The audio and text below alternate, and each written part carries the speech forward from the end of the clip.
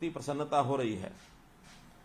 हम जानते हैं कि हरियाणा कृषि प्रधान प्रदेश है और इस कृषि प्रधान प्रदेश होने के नाते से किसान की प्रगति और हरियाणा की प्रगति इसका सीधा सीधा संबंध है। हम ये मानते हैं कि हरियाणा की कृषि को एक ठीक रास्ता दिखाने के लिए, किसानों को अपनी प्रगति के लिए आपका बहुत बड़ा योगदान है।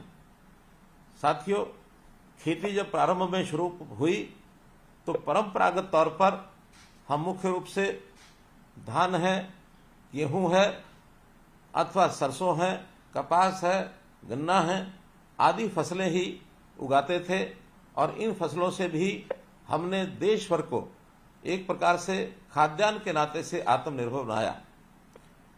अब समय की आवश्यकता है कि हमको इन परंपरागत फसलों के अलावा और अधिक प्रगति करने के लिए हमारी आवश्यकताएं सब्जियों की और फलों की, इन आवश्यकताओं की पूर्ति करनी है।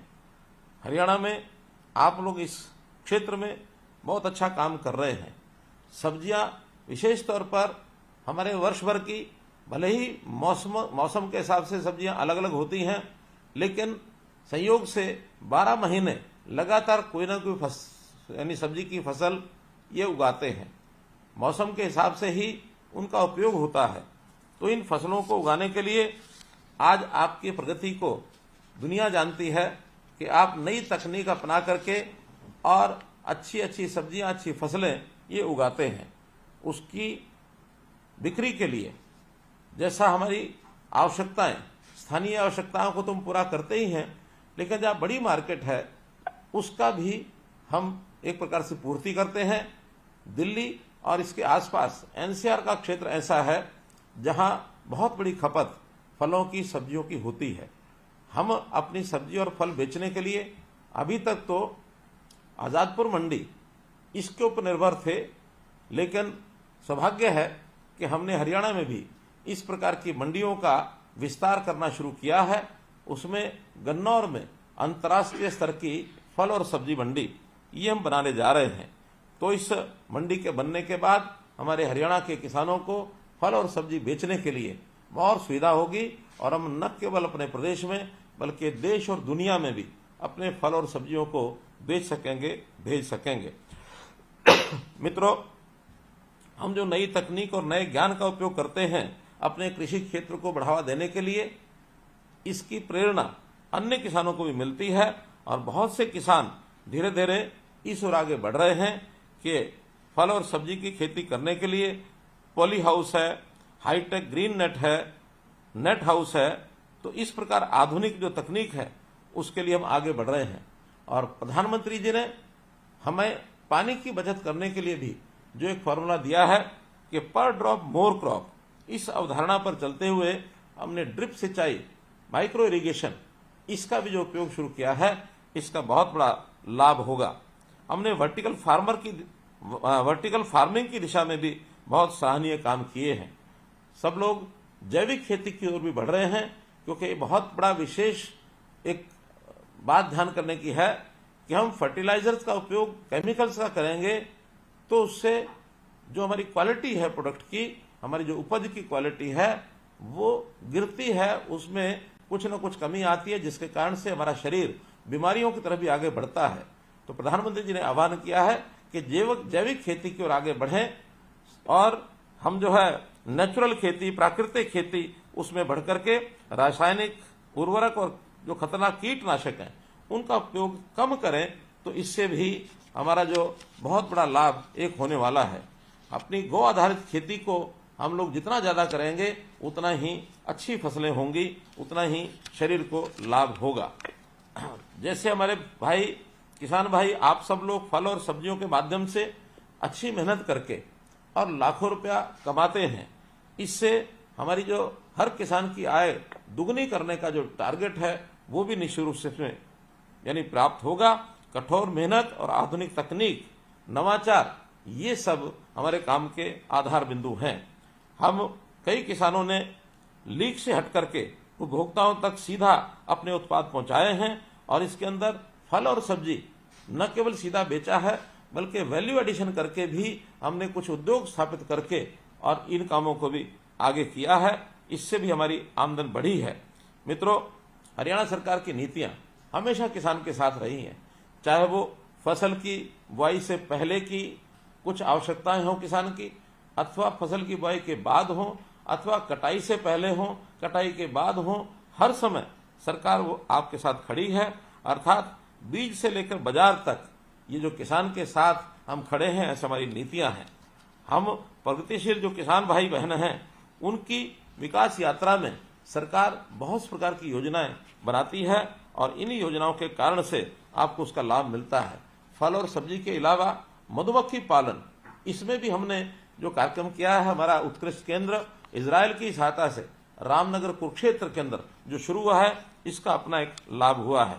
ऐसी जो योजनाएं हैं, इसमें सामान्य वर्ग के साथ साथ अनुसूचित जाति के जो लोग हैं वो इनको अपनाते हैं, खेती करते हैं, सब्जी अथवा फल उगाते हैं, तो उनके लिए विशेष योजना, विशेष लाभ ये उनको दिया जाता है। अगर सामान्य किसानों को 50% की सब्सिडी दी जाती है, तो अनुसूचित जाति के किसानों को 85% तक भी सब्सिडी ये दी जाती है। हमारा जो बागवानी क्षेत्र है, इसको हम कैसे और बढ़ाएं, क्योंकि फसल के लिए हमारी जो खेती की जमीन है, हमको अंदाज होना चाहिए कि लगभग 80 लाख एकड़ जमीन हमारी एग्रीकल्चर लैंड है। अभी इस समय इसमें बागवानी और खेती मात्र 7 लाख एकड़ अर्थात 7% ही लगभग इसका उपयोग हम करते हैं, लेकिन इसको बढ़ाने की आवश्यकता है। हमने तय किया है कि 2030 तक इसका व्याप बढ़ाया जाए और जो उत्पाद है उसको भी 3 गुना किया जाए, क्षेत्रफल है उसको भी लगभग 3 गुना 20% तक ले जाने के लिए हम तैयार हैं। 22 लाख एकड़ जमीन पर हम बागवानी और फलों की सब्जी, उस समय फलों की बागवानी और फल और सब्जी की खेती ये करने के लिए हम आगे बढ़ सकें, ऐसी हमारी योजना है। फूड प्रोसेसिंग नीति, ये पॉलिसी हमने बनाई है कि हम जो अपने उत्पाद हैं उसको वैल्यू एडिशन करके उसमें से कुछ उत्पाद बनाएं। इसके लिए भी सरकार की बहुत सी योजनाएं चल रही हैं और ये जो फूड प्रोसेसिंग नीति के माध्यम से जो हम उद्योगों की स्थापना करेंगे, उसमें जो हम सामान पैदा करेंगे, तो हमारी फसल की पैदावार की कीमत और अधिक हमको मिल सकेगी। ये उसके पीछे एक हमने एक प्रकार से योजना बनाई है। हमारे जो क्रॉप क्लस्टर डेवलपमेंट प्रोग्राम है, जो फसल समूह विकास कार्यक्रम के अंतर्गत, ये भी हरियाणा में 1763 गांव में 393 बागवानी फल समूह इनकी पहचान की गई है। हम एफपीओज अर्थात फार्मर्स प्रोड्यूसर ऑर्गेनाइजेशन ये भी बना रहे हैं। 1000 एफपीओज बनाने का हमारा लक्ष्य है, जिसमें से लगभग 700 के आसपास एफपीओज ये बनाए जा चुके हैं। प्रत्येक एफपीओ में 300 किसान ये सदस्य होते हैं। तो ये भी हमारी योजना रहेगी कि हम लोग जो अपना अपना एफपीओ बनाया है, अच्छी बात है, जिन्होंने अपना एफपीओ भी नहीं बनाया है वो भी अपने आसपास के किसानों को इसमें शामिल करें और सभी की आय बढ़े। ये एक परोपकारी काम भी हमको आगे बढ़ करके करना चाहिए। हम सीधे प्रत्येक क्लस्टर में जो बनाए गए हैं उसके अंदर आपूर्ति श्रृंखला अर्थात सप्लाई चेन और इसी प्रकार से बागवानी उपज के लिए मार्केटिंग और किसान को सीधे बाजार से जोड़ने के लिए इंटीग्रेटेड पैक हाउस ये भी स्थापित किए जा रहे हैं। इस पर भी हमने 33 परियोजनाओं पर 94 करोड़ रुपए लगा करके इसको पूरा कर लिया है। लगभग 116 करोड़ लागत की अन्य 44 परियोजनाएं ये अब स्थापित की जा रही हैं, जो वर्ष के अंत तक ये पूरी हो जाएंगी। बहुत से हमारे फल हैं, जैसे आम है, अमरूद है, बेर है, चीकू, लीची, आंवला, नाशपाती, आड़ू, आलू बुखारा, केला, पपीता, सिट्रस फल, अंगूर, अंजीर व स्ट्रॉबेरी के बाग लगाने के लिए प्रति एकड़ लागत का 50% देते हैं। अनुसूचित जाति के लोगों के लिए ये प्रतिशत जो है 85% तक हम करते हैं। इसी प्रकार सब्जियों की खेती के लिए भी हमने एकीकृत मॉडल ये जो बनाया है, इस पर भी हम ये सब्सिडी देते हैं। मशरूम की खेती के लिए भी 40% से लेकर के 85% तक सब्सिडी दी जाती है। मशरूम की नई प्रजातियां जैसे मिल्की मशरूम, आयस्टर, मशरूम ढिंगरी व शिटाके की खेती को बढ़ावा देने के लिए एक नई योजना ये भी हमने तैयार की है। जहां तक poly house, hitech green house, walk in tunnel, anti insect net house, poly net house, cable प्रलिन नेट हाउस, ये जो सामान्य वर्ग के लिए 50% और अनुसूचित जाति के लिए 85% का अनुदान दिया जाता है। ये सब ऐसी तकनीक है जो आज फल और सब्जी के उत्पादन में बहुत ही सहायक सिद्ध हो रही है। गुणवत्तापूर्वक सब्जी पौध, क्योंकि पौध भी अपने आप में बहुत बड़ी आवश्यकता होती है किसान की, तो उसको ऐसी जो सब्जी की पौध अच्छी अगर मिलती है तो उसको अपने किसान अच्छी प्रोडक्शन के लिए उपयोग कर सकते हैं। उच्च तकनीक वाले जो ग्रीन हाउस हैं उसके अंदर ये पौध, मिट्टी रहित पौध, ये वहां उत्पादन कराया जाता है। मिट्टी रहित पौध को शिमला मिर्च, ककड़ी, टमाटर, खरबूजा और बैंगन, ये पौध बहुत सफलतापूर्वक बनाई गई है। जो हमारे किसानों के एक्सीलेंस सेंटर्स हैं उसमें Gharaunda, high tech green house Gurugram और रोहतक दोनों जगह, ऐसे ही जो फ्रूट्स का हमारा एक्सीलेंस सेंटर है मांगियाना सिरसा और इंटीग्रेटेड बागवानी विकास केंद्र पलवल और सुंदरा, इसमें बुकिंग करके और हम पौध जो है वो सप्लाई करते हैं। अभी हमने 2022-23 यानी पिछले वर्ष में ये जितनी भी स्कीमें हैं इसके अंदर लगभग 25,000 लाभग्राही, इनको 166 करोड़ रुपए की ये सब्सिडी दी है, जिसके अंदर poly house vertical farming, Bombay stacking vertical farming, fruit area, mushroom unit medium cost, mushroom unit low cost, cold storage, water tank, ऐसी जितनी योजनाएं हैं इन योजनाओं में 2022-23 के अंदर हमने लगभग 166 करोड़ रुपए की सहायता ये किसानों को दी है। इजराइल और हरियाणा, इसको मैं जरूर उल्लेख करना चाहूंगा, क्योंकि हमारा जैसे हरियाणा की भूमि और जलवायु है, ऐसे ही इजराइल की भूमि और जलवायु ये भी लगभग समान है। तो समान एक प्रकार से सब पैरामीटर्स होने के नाते से हमको ऐसे देश के साथ जो इन चीजों में बहुत प्रगति कर चुका है उसके साथ ही हमें कोई अपने समझौते करके उनके तकनीक का उपयोग करना होगा।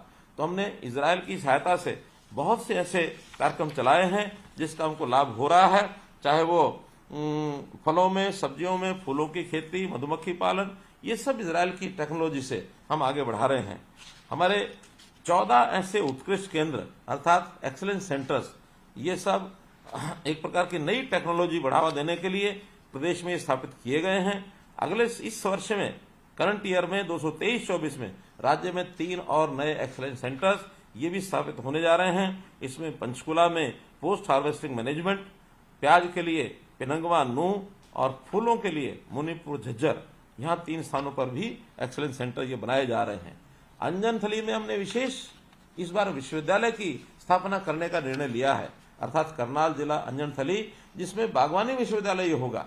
तो उस बागवानी विश्वविद्यालय के बनने के बाद हमको सब्जियां और फल इसके लिए आगे बढ़ने के लिए बहुत अच्छा एक अवसर ये मिलने वाला है।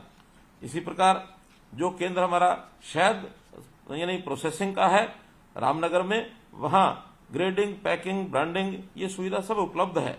अर्थात हम शहद की गुणवत्ता की जांच के लिए जो प्रयोगशाला बनाई गई है उसका उपयोग कर सकते हैं।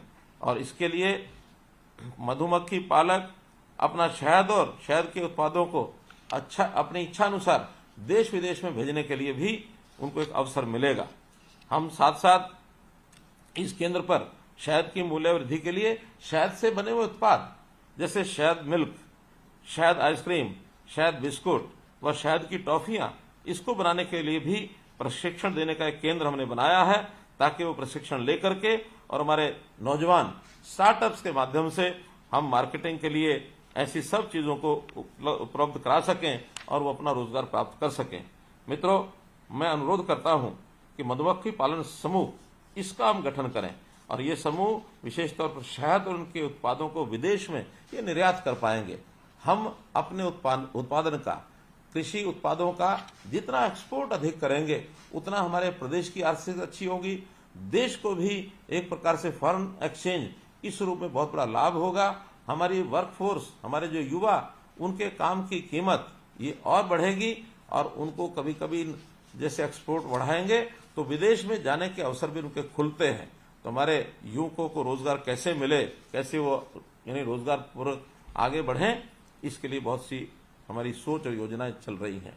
ऐसे ही एक विषय होता है, चाहे वो फल की खेती हो, फूलों की खेती हो, सब्जी की खेती हो अथवा परंपरागत खेती हो, इसमें रिस्क बहुत बड़ा। कई बार तो हमारी खेती खुले आसमान के नीचे होती है, कभी सूखा पड़ता है, कभी अधिक बारिश होती है, कभी ओलावृष्टि होती है, कभी सर्दी ज्यादा पड़ती है। तो इन चीजों से बहुत बड़ा एक प्रकार से नुकसान फल और सब्जियों का ज्यादा होता है। तो ऐसे फल और सब्जियों के नुकसान की इसकी भरपाई करने के लिए विशेष योजना भावांतर भरपाई हमने चलाई है।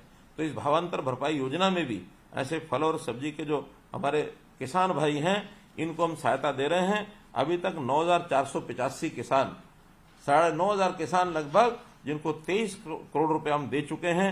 ऐसी 21 बागवानी फसलों को उनका जो एक संरक्षित मूल्य है उसके हिसाब से इनको योजना की एक प्रकार से घाटे की भरपाई ये की जाती है। जहां तक एफपीओज का विषय है, जैसा मैंने बताया कि जिन किसानों ने एफपीओज अभी नहीं बनाए हैं वो एफपीओज बना करके उस एफपीओ की गुणवत्ता का भी ध्यान रखें, क्योंकि जिन किसानों को हमने उसमें जोड़ा है उन किसानों को भी लाभ बराबर हो रहा है कि नहीं हो रहा है, ये चिंता हमको जो आगे लगने वाले प्रगतिशील किसान हैं इनको करनी होगी। केवल नामचारे से किसानों को जोड़ा और उनको लाभ न दिया तो ये हमारी ओर से किया गया एक बहुत बड़ा दोष होगा। इसके प्रति भी एक प्रकार से मैं आगाह करना चाहता हूं, सजग रखने के लिए आपको इस बात को मैं कह रहा हूं।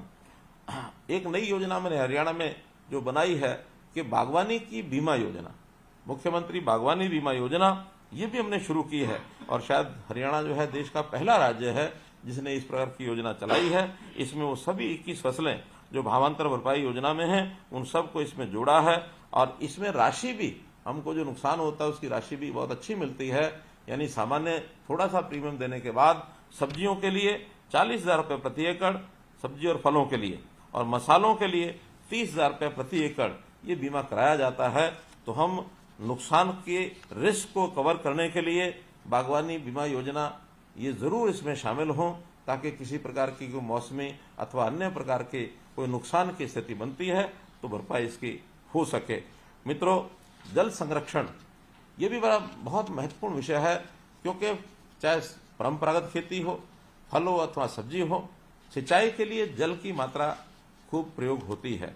लेकिन हरियाणा चूंकि इस प्रकार का एक प्रदेश है जिसमें पानी के स्रोत अपने बहुत कम हैं, तो हमने जल प्रबंधन के नाते से विशेष प्रकार की जो अपनी टीमें बनाई हैं, जल को संरक्षित करना, जल का उपयोग कम से कम करना और ट्रीटेड वाटर जो है, जिस पानी का हम संशोधन करते हैं उसका पुनरुपयोग करना, रीयूज करना, इन सब बातों को ध्यान रखेंगे तो प्रदेश के हर किसान को जितनी उसकी आवश्यकता सिंचाई के पानी के लिए है उसको हम दे पाएंगे।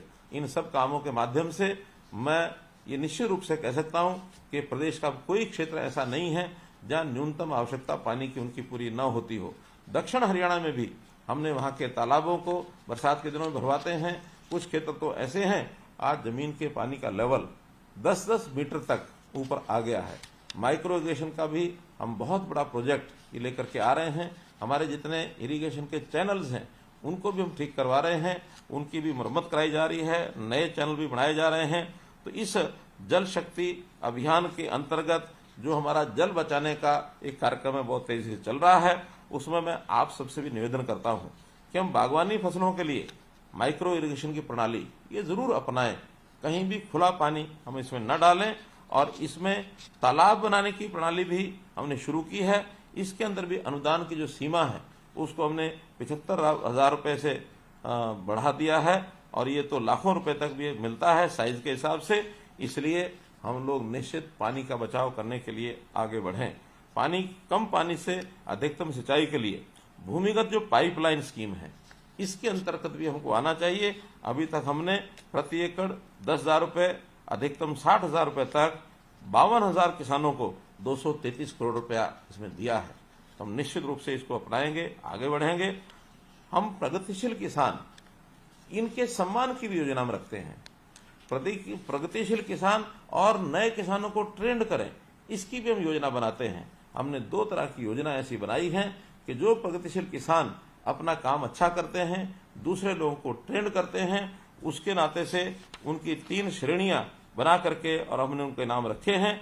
प्रथम स्थान पाने वाले प्रगतिशील किसान को 5 लाख रुपए, द्वितीय पुरस्कार 2 किसानों को जो मिलेगा वो 3-3 लाख रुपए और तृतीय पुरस्कार 5 किसानों को 1-1 लाख रुपए नगद पुरस्कार दिए जाएंगे। अभी तक इसके लिए 287 प्रगतिशील किसानों का हमने चयन किया है। हम भी इस श्रेणी में आएं ताकि दूसरों किसानों को भी अपने जैसा बनाएं और अपनी खेती प्रगतिशील किसान के नाते से अपेक्षा अनुरूप हमारी उत्पादकता बढ़े, हमारे पानी का उपयोग कम हो और हम उसका एक उद्योग लगा करके प्रोसेसिंग के नाते से भी उसका उपयोग कर सकें। तो ऐसे सभी पैरामीटर्स को ध्यान करके मैं एक अच्छा प्रगतिशील किसान बन सकता हूं, मैं अग्रणी प्रगतिशील किसान बन सकता हूं, ये मन में भाव लेकर के हमको आगे बढ़ना चाहिए। हम अपने जैसे अपने आसपास के 10 किसानों को और ट्रेंड करें, 10 को करें, 5 को करें, 8 को करें, जो भी हमारी क्षमता है उस हिसाब से हम करें। अभी मैं समझता हूं कि हमारे प्रगतिशील किसानों की संख्या लगभग 1000 के आसपास ही हो सकती है, लेकिन अगर हम और 10-10 किसानों को अपने जैसा किसान बनाने के लिए 1 साल में 2 साल में प्रेरणा देकर के आगे बढ़ाएंगे तो निश्चित रूप से ये संख्या हमारी लाखों तक पहुंच सकती है। तो लाख किसान अगर इस ओर आते हैं, बहुत बड़ा बदलाव ये हमारे कारण से होगा। सरकार इन कामों के लिए सहयोग करने के लिए हमेशा तैयार रहती है। हमें इनिशिएटिव लेना पड़ेगा, हमको अग्रणी एक प्रकार से व्यक्तित्व की भूमिका निभानी पड़ेगी। जो साधनों की आवश्यकता है इसकी चिंता सरकार के नाते हम करेंगे। मित्रों, आप लोग आगे बढ़ें। मैं तो हमेशा यही कहता हूं कि हम प्राकृतिक साधनों का दोहन करें, इनका शोषण ना करें और प्राकृतिक साधनों के नाते से अपनी खेती की उपज इस प्रकार से करें कि जो हमारी आवश्यकताओं की भी पूर्ति करे, हमारी आमदनी भी बढ़ाए और अपने जैसे किसान और भी बनाए। इतनी बात कह करके मैं आपसे विदा लेता हूं। आपका बहुत बहुत धन्यवाद, बहुत बहुत आभार।